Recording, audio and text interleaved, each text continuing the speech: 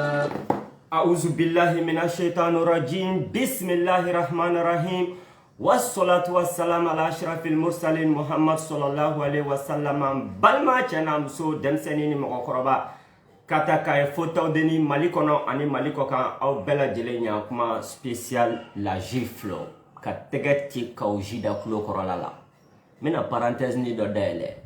jida ale de nabila isa janfa nyina ya san bafla ani san mugay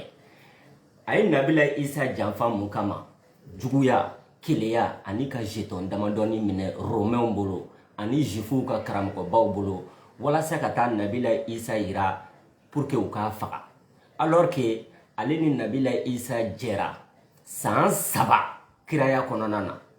donc au jidai ale kumi nabila isa ka kalandeuna mais akumi keleya karamogo la karamogo juguya kuma kono karamogo hasidiya kuma kono donc le fait que ale ti nabila isa mine hala shoni farala parce que ala yo kanu ko ke kira ko ci mogo ma o juguya kuma le kono finalement alabana muna ko janfa jiton damadoni kama mais hasidiya juguya nyengoya o de kunya juba juye donc kaujida bi gongoli spécial obna toro ekuna mais tapo maître tapo awaye kafo tapo ni kaujida pratiquement tapo e juguye kaujida o ni juguye mais ou fla bebe nyogon soro fen kelena olu nu ka shuba kan fola nunu u bebe nyogon soro feni dola jugube ni jugube mais u be jelendo fen dola o emunye tellement nunu klo jalendo ibu ge muso konama nofe ubo to ikata jibato nofe kaujida abora avec aka shuba kan foke nyo de fo shuba kafsani shuba kan fo lai depuis do mona sorasu nanu dado anwa kelela le 18 ko e kele dafai kuna na barato lasi depuis do kaujida shuba kan fo damne dien dongodo politicien 91 dien dongodo shogun nunu dien dongodo maître tal nunu dien dongodo modibo sidibe nunu dien dongodo madame si kadasuso nunu meneko kanin kele bele bade ta malion ka wulika jota malion ka sengeta malion ka hamita malikono ani malikoka ko ta ko braquer mogo damado visage là est-ce que ni yere intelligence wa est-ce que ni yere sagesse wa mais par contre nous de fort aw nunu shuba nunu ani shuba kan fola nunu tanika segi bana atemo to parce que nunu nga bana bu kolo de la tangu kolo makari uta dabla mina parenthèse ni do dele shogel tale Nations Unies na kata fo jema nyana kuna ka nyagami malion de ba nyana bo ko mali problème uti se ka nyana bo yoroshi ni bajoli badate kate nyana bo CEDEAO la atanyana bo Union Africaine na atanyana bo Union Européenne na atanyana bo Nations Unies na ko ni jema wula kana on deme ko on be fe o kan deme chokomna ku kan deme teli wala saka boni dewin konana na mais o yoroni be français wulila uma sunogo umada kafo minanda do anyala akumala kafo nyafe ko e juguya kuma e ko hypocrisie kuma e mais par contre les relais de la France au Mali olu fana be ko discours kele ndeke mais catégorie fla de les relais de la France là au Mali parce que tellement farafin violé là a hakli là tellement farafin violé là a konobara là joya sababuya là colonisation sababuya là kodombalia sababuya là ka anga seko nanga dongo munana donc catégorie fla de les relais de la France au Mali mogo munu be ka France ka baraka Mali kono catégorie fla de bala catégorie folo o jonunye o maître tapo nunye olu be ka ke en connaissance de cause parce que olu ba don olu ye France ka agent de France ka espion de do Mali konana na farafina konana na wala sa ka anga joya juru ka sinsi donc mogo do be ko baraka en connaissance de cause. Ça, c'est des espions et des agents de la France au Mali et en Afrique. Mais catégorie flana, olu beka barake français, halu ireta do beka barake français, ko sabuke munye, ko dombalia, ko sabuke munye, juguya, ko sabuke munye, hasidia, o kodombalia, o juguya, o hasidia, dorete de mina misali dɔ di i b'a jateminɛ an ka faama minnu bɔnɛna u ni na an ka faama minnu ka fanga tiɲɛna indépendance waati minnu de kun bɛ fɛ k'u ka faso bɔ colonisation politique kɔnɔna na colonisation économique kɔnɔna na colonisation culturelle kɔnɔna na i n'a fɔ Modibo Keita Mali la yan nɔ i n'a fɔ Sylvanus Olympio Togo i n'a fɔ Patrice Lumumba Congo c'est-à-dire mɔgɔ dɔw kun b'olu kɛrɛfɛ mais olu b'a fɔ kuma bɛɛ mais pourquoi Modibo Keita de bɛ jama ɲɛma pourquoi Modibo Keita dɔrɔn de bɛ kuma pourquoi Modibo Keita dɔrɔn de ye président ye pourquoi n'an taara yɔrɔ yɔrɔ bonya bɛɛ bɛ da Modibo Keita de kan keleya ni juguya litu kɔnɔna na o de y'a to olu dɔw bɛ ka baara kɛ Faransi ye parce que bo dɔrɔn de b'u kunkolo la olu yɛrɛ fɛ sisan tant que karisa de tɔgɔ bɛ fɔ litu kɔnɔna na tant que karisa de bɛ yira litu kɔnɔna na tant que karisa pourquoi karisa keleya ni juguya donc olu dɔw ye Modibo Keita janfa mais u bɛ ka Faransi ka baara kɛ mais hali u t'a dɔn k'u yɛrɛ bɛ Faransi ka baara la k'o sabu kɛ mun ye kodɔnbaliya ni juguya ni hasidiya a mɔgɔ dɔw fana tun bɛ Togo Sylvanus Olympio nɔfɛ Togo président fɔlɔ u ye mun bɔnna nin na 1963 pratiquement coup d'état fɔlɔ mun kɛra président fɔlɔ mun na Afrique kɔnɔ Afrique francophone kɔnɔna na o ye Sylvanus Olympio de ye Togo président et Gnassingbé Eyadema Faure Gnassingbé fa o de ye coup d'état k'a la k'a minɛ k'a da k'a sɛkan tigɛ américain ka ambassade da la hali u ma kala kari u ɲin na ka kɛ n'a ye mais par contre mɔgɔ dɔw tun bɛ Sylvanus Olympio nɔfɛ u tun bɛ ka baara kɛ Faransi ye ka sɔrɔ u yɛrɛ t'a kalama mun de kama parce que olu yɛrɛ fɛ Sylvanus Olympio tɔgɔ de bɛ ka fɔ Sylvanus Olympio de ye président ye Sylvanus Olympio bonya bɛɛ bɛ ka d'ale de kan donc juguya ni hasidiya kama olu yɛrɛ bɛ ka baara kɛ nazara ye farafinna kɔnɔ ka sɔrɔ hali u t'a dɔn o ye catégorie filanan mɔgɔ ye misaliya wɛrɛ Patrice Lumumba wagati min na kongolaw y'u ka indépendance ta ka bɔ Belgique bolo qu'est-ce qui s'est passé i b'a sɔrɔ Patrice Lumumba kɛrɛfɛ mɔgɔ dɔw kun bɛ yen nɔ c'est-à-dire olu tɛ Faransi fɛ dɛ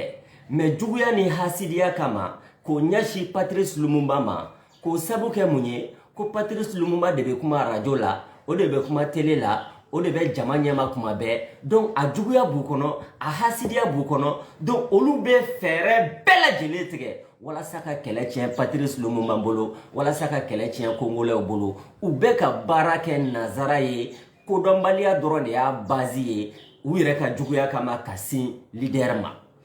k'aw ji dabɔ o catégorie la mun de kama lorsque Choguel taara Nations Unies na ka kuma k'aw ji dabɔra ka t'i sigi k'o ye populisme ye k'o ye démagogie ye k'o ye discours dɔrɔn de ye ko sinon ko kɛwale t'o la donc en d'autres termes k'aw ji da ka discours ani Florence Parly ka discours ani Faransi ka discours u bɛɛ bɛ ɲɔgɔn sɔrɔ kelen na mais k'aw ji da bɛ ka baara kɛ Faransi ye ka sɔrɔ a yɛrɛ t'a kalama nin catégorie fila de bɛ Mali kɔnɔ bi minnu bɛ ka baara kɛ nazaraw ye ani Faransi ye Mali kɔnɔ catégorie fɔlɔ maître Tapo Chuba ale n'a nɔfɛmɔgɔw Chuba kan fɔlɔw Suruku ani ni ye fɛn fɛn y'a nɔfɛ dibi la a bɛɛ y'a dɔ ye olu bɛ ka baara kɛ Faransi ye mais u b'a dɔn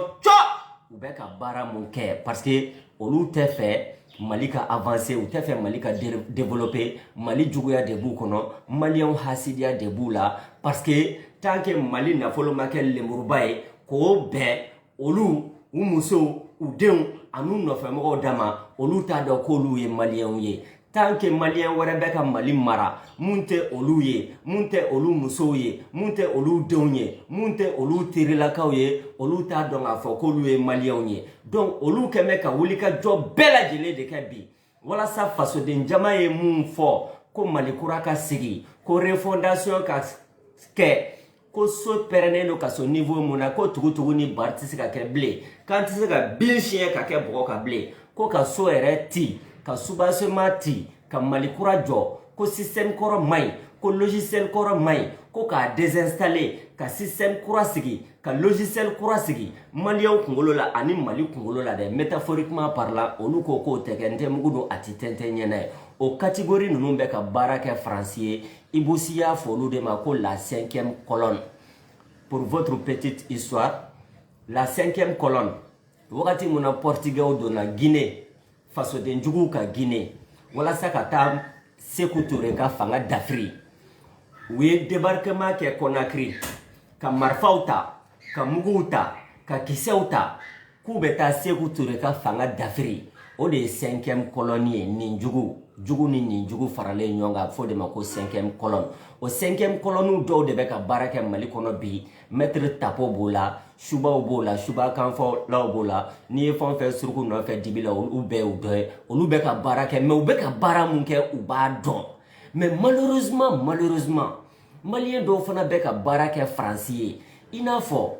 Kawjida parce que n'i ye Florence Parly Français ka ministre de la défense musoni a ma furu yɛrɛ n'i y'a ka kumakan lamɛn i bɛna ye k'a fɔ a ye kuma mun fɔ parce que ale ko Choguel ye kuma mun fɔ k'o ye juguya kuma ye k'o ye yɛrɛdɔnbaliya kuma ye ka sin Faransi ma malgré que Faransi bɛ ka sɛgɛn bɛɛ lajɛlen muɲu maliyɛnw ye k'olu ka sɔrɔdasi maa 51 sara Mali kɔnɔna na pratiquement Kawjida y'o ɲɔgɔnna kuma de fɔ parce que ale fana ko Choguel ka kuma k'o ye populisme ye k'o ye démagogie ye k'o ye kumakan dɔrɔn de ye ko tati na bɔ a la ko sisi tɛna bɔ a la ko donc ko kumakan dɔrɔn de don donc Kawjida tellement il est malade dans sa tête tellement il est méchant tellement il est jaloux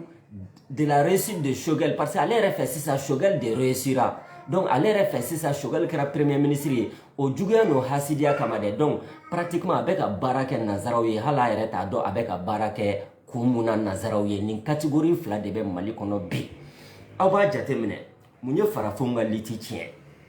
farafinw ka liti tiɲɛ na dɔwɛrɛ tɛ o dɔw bɛ kɛlɛ kɔnɔna na i n'a fɔ M5 kɛlɛ kɔnɔna na dɔw tun b'a kɔnɔna na olu yɛrɛ tɛ Mali ka hɛrɛ lajɛ dɛ olu t'a ye k'a fɔ k'an bɛ wuli ka jɔ mun na n'a ɲɛna a ɲɛna an bɛɛ de ye dɛ ko ni kurun firila ko maliyɛn bɛɛ de bɛ to a la dɛ olu t'o lajɛ dɛ olu bɛ fɛn kelen min lajɛ dɔrɔn mun de la karisa de bɛ jama ɲɛma ka kuma mun de la karisa bɛ bɔ télé la ka kuma excusez-moi mun de la karisa bɛ taa radio la ka kuma an tɔgɔ la ale ka haminako bɛɛ de y'o ye kɛlɛ kɔnɔna na alors que kɛlɛ tɛ kɛ ten n'aw bɛ kɛlɛ la laɲini la cause c'est comme silamɛ ani silamɛyaw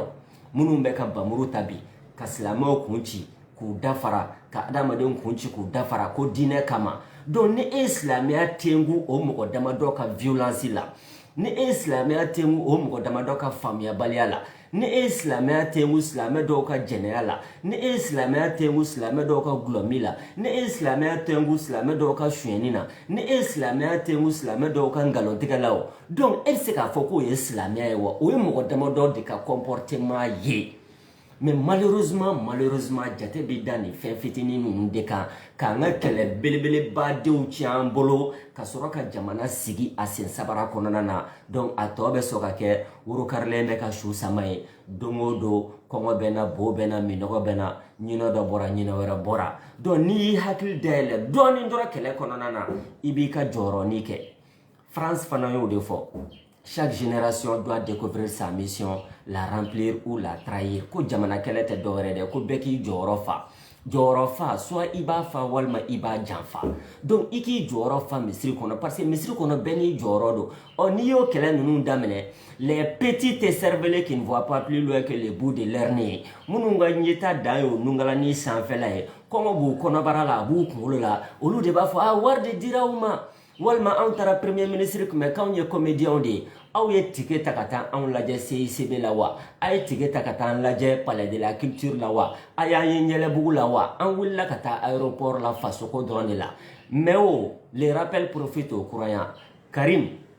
Keita dangaden national le pornographe don mun na ale taara Baleares Espagne ani tubabu bilen bobarabɔ la dɔnlankolokɛ la o don o kun tɛ comédie ye dɛ tandis que ale ye député ye assemblée nationale commission de défense o président do donc Mali yɛrɛ kɛlɛko b'ale bolo mais ale bɛ maliyɛnw to balawu kɔnɔna na jihadi kɔnɔna na fitinɛ kɔnɔna na ka taa Baleares Espagne ka taa kɛ gulɔmi ni dɔnbalankolokɛ ni bobarabɔ ye ni tubabu bilenw ye kelen wagati mun na i bɛ k'a ye comédien ta ka avion fa ka taa Mauritanie o tɛ comédie ye dɛ donc bi bi in na anw bɛ ka wuli walasa k'an ka ɲɛ kɛ kelen ka jɛ ka tugu gouvernement nɔfɛ pour que an ka bɔ nin dingɛ in kɔnɔ k'anw ye comédien ye kelen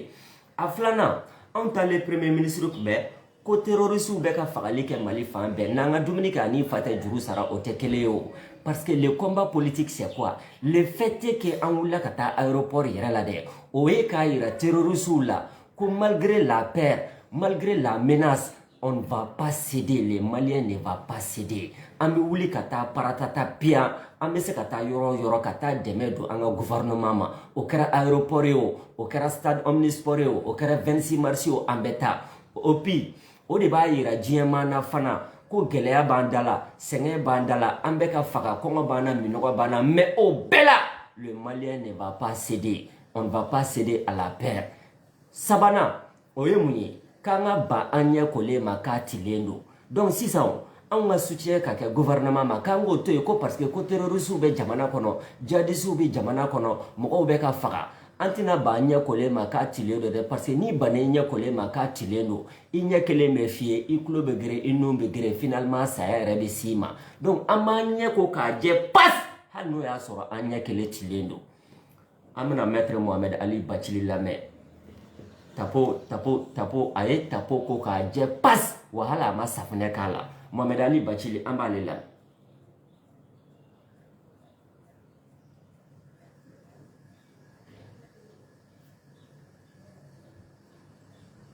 16 milliards d'ama akoma Bacili ni aye banini de ke mi ma 4 milliards ta ka fo matu enache bureau kono kenema me tapo don ko jugo hala ye enveloppe la baisser ni kono ka di juge munuma ayi na bla paraban ko fe nya bala juge be na kawra kana wari mine u bora ko Bacili e tin mum se kana mine wa tapo de juge nous non bu to do bi se ku to ko fe mina do franga ayi do makla o roni na mais tapo c'est ka moda tu mali la o akako mumbe sutura amba bo akasabali bon mɔgɔ mun 100 kilo bɔrɛ bɛ e kunkolo la e ye wo ye 1 kilo bɛ mɔgɔ mun kunkolo la e b'a fɔ ka doni ka giri tapo tama ko ye wa tapo tama kɛ zo bɛ ka kule polisiw la Mali kɔnɔ bi wa marakala zo tɛ fila ye sa binaja dɔrɔn de don n'o tun y'a sɔrɔ Mali yɛrɛ sariya bɛ ka appliquer a ɲɛma i n'a fɔ tapo bɛ k'a fɔ cogoya min na ko la justice des vainqueurs Mohamed Ali Bacili ka nin kumakan kelen dɔrɔn enquête kan ka dayɛlɛ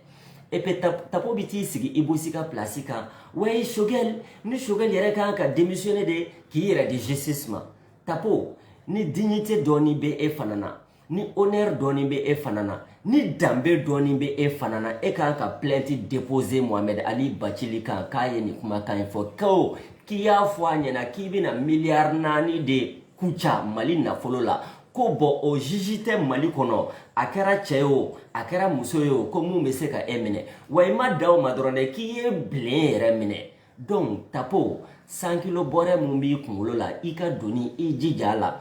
kilo kelen ni mun bɛ mɔgɔw kunkolo la o to yen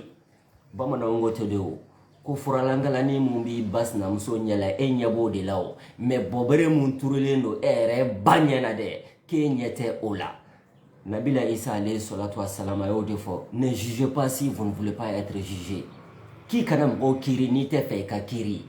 ko parce que n'i ye mɔgɔw kiiri i yɛrɛ bɛ kiiri k'e hypocrite in ko furalankalanin mun bɛ e jugu ɲɛ na k'e ɲɛ b'o de la ko nka bɔbɛrɛ mun turulen don e yɛrɛ ɲɛ la e ɲɛ tɛ o la Nabila Issa de ko ten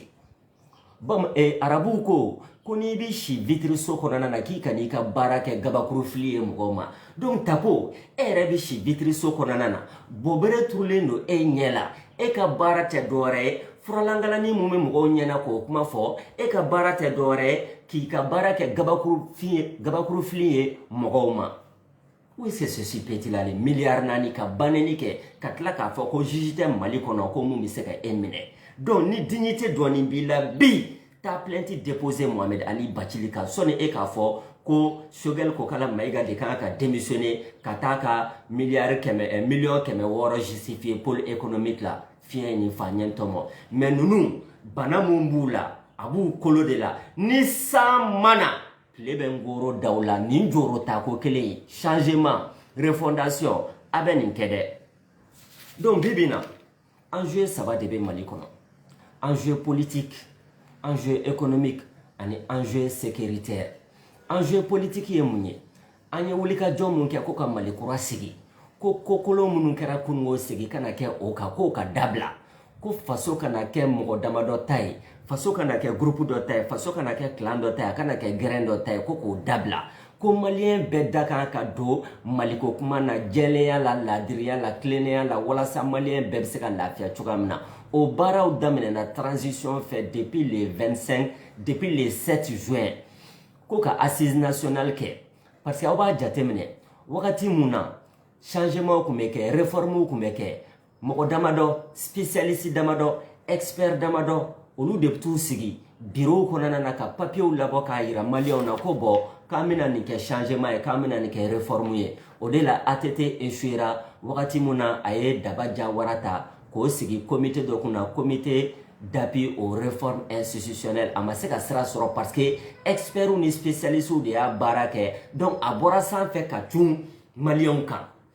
IBK fana y'o de fɛɛrɛ tigɛ 2017 k'a bɛna constitution bayɛlɛma a ma sira sɔrɔ mun de kama parce que o wagati a ye weleweleda kɛ tubabuw ka spécialistes n'u ka experts en complicité avec maître Tapo le cabinet Sikaldi ka taa 1,500,000 € ta k'a d'olu ma k'olu ka Mali sariya sunba bayɛlɛma a ma marché mun de kama parce que a bɔra sanfɛ ka cun maliyɛnw kan donc bi bi in na table ronde kɛra assise nationale de la refondation bɛna kɛ kuma bɛna di jamanaden de ma a bɛ bɔ dugu ma sisan ka yɛlɛ sanfɛ de telle sorte que maliyɛnw ko u ka kungo ka ɲɛnabɔ cogoya min na gouvernement ka ɲɛnabɔ ten o réforme politique bɛ senna o baara bɛɛ ka kɛ enjeu économique ye mun ye Tapo bɛ k'i opposer Mali yɛrɛ ka développement la bi parce que a fɔra ko mɔgɔ minnu ye Mali nafolo suɲɛ walima o tɔgɔ yera Mali nafolo suɲɛ ko la mɔgɔ minnu ye Mali kɛ lemuruba ye k'a bɛɛ u ka famille dɔrɔn dama k'u ka minɛ u ka kiiri an ka nafolo ka segin an ka trésor public la o baara mun bɛ ka kɛ dɛ Tapo de ko minɛni ka dabila ko lutte contre la corruption ka dabila k'an ka ɲɛsin kalafili dɔrɔn ma ko ka bin siɲɛ ka kɛ bɔgɔ kan donc bi bi in na maliyɛnw bɛ fɛ u ka nafolo kɔrɔlen ninnu récupérer ka na n'a ye Tapo ko k'o tɛ kɛ n tɛ mugu dun a tɛ tɛntɛn ɲɛ n'a ye donc o enjeu économique de bɛ sen na wa 2021 dɔrɔn kɔnɔna na gouvernement ye miliyari 100 ani miliyɔn 990 de économie kɛ o wariw de bɛ ka kɛ ka siraw dilan o wariw de bɛ ka kɛ ka écolisow dilan o wariw de bɛ ka kɛ ka forage ni fɛn ninnu bɛɛ jɔ ka tila ka matériel dɔw nati an ka dɔgɔtɔrɔsow kɔnɔna na économie de kɛra bailleur de fonds ma di investisseur ma di o enjeu économique baara de bɛ ka kɛ maître Tapo n tɛ mugu dun a tɛ tɛntɛn ɲɛ n'a ye suba ni suba kan fɔla ninnu suruku n'a nɔfɛ mɔgɔ n'i ye fɛn o fɛn y'a nɔfɛ dibi la a bɛɛ y'a dɔ ye enjeu sécuritaire ye mun ye san 7 kɔngɔ bɛna bo bɛna minɔgɔ bɛna worokarilen bɛ ka su sama san 7 faransi bɛ o tɛ ka sɛ dabɔ ji la maa 8,000 sɔrasi ni civil ala an yɛrɛ t'a da dɔn dugu 600 maa 2,000,000 diɲɛ kɔnɔ Mali filenkolotilen don k'a dakolotilen don MINUSMA sɔrasi 12 ni kɔ faransi ka sɔrasi 5,400 olu bɛ Mali kɔnɔ char combat 200 avion de transport 200 drone 4 missiliw bɛ fan bɛɛ fɛ mais kɛlɛ tɛ ka ban kundigila sen da mɛ bandigi kan o kunkolo tɛ digi fo ka diɲɛ wuli donc bibi na Mali ko k'an bɛ fɛ k'an ka partenariat multiplier avec d'autres puissances dans le monde i n'a fɔ Russie i n'a fɔ Chine i n'a fɔ Algérie walasa mɔgɔ wɛrɛw ka n'u fara an kan k'an ka kɛlɛ ban ɔ Faransi ko k'o tɛ kɛ les relais de la France au Mali olu fana ko k'o tɛ kɛ donc bibi na an bɛ laɲini mun kɛ bi o de ye an ka wuli k'an jɔ de telle sorte que Mali k'a ka sécurité a partenariat multiplié avec qui de droit an ka économie k'a multiplier avec qui de droit an ka enjeu politique k'a lajɛ maliyɛnw yɛrɛ ka ɲɛnabɔ cette fois-ci a kana kɛ réforme ye minnu bɛ bɔ sanfɛ minnu bɛ bɔ experts bolo ani spécialistes bolo ka na fɛn wɛrɛ cun an kan an tɛ fɛn mun si dɔn. Wassalamu alaikum wa rahmatullahi ta'ala wa barakatuhu. On va se quitter en beauté avec Djeneba Seck.